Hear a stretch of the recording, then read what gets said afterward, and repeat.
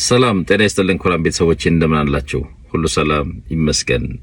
በሰላም ወጣችሁ በሰላም እንድትገቡ ፈጣሪ ከናንተ ጋር ይሁን፣ ከክፉ አደጋ ይጠብቃችሁ። ቤቢ ወይም ደግሞ ለምስጋና ጣሰው እርዳታ ለማሰባሰብ ዛሬ 3 ቀን ቀርቶታል። ቅዳሜ በ7 እና እሁድ በ8 እርዳታ እናሰባስብለታለን።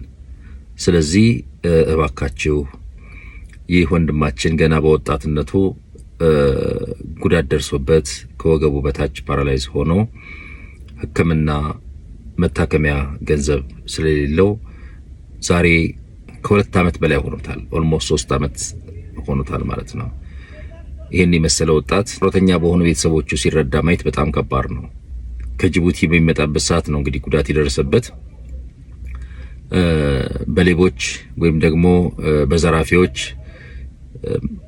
ሸራ መቀደዱን ለማየት ነው መኪና ላይ ያወጣው። ከዛ ላይ ግን ተንሸራቶ ወደቀ። ከባድ ጉዳት ነው የደረሰበት። አሁን የኛን እጅ ይፈልጋል፣ የኛን እርዳታ ያስፈልገዋል።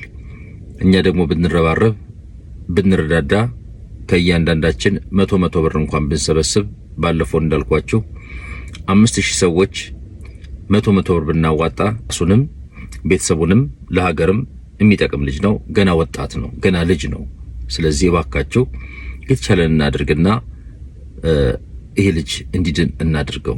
ከቤተሰቦቹም ጭንቀት ከሱም ጭንቀት እናውጣው እባካችሁ።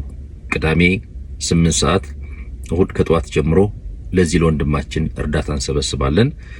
የምንገናኘው በዚሁ በላይቭ ነው። ላይቭ እንገባለን። 100 ብር ታዘጋጃላችሁ።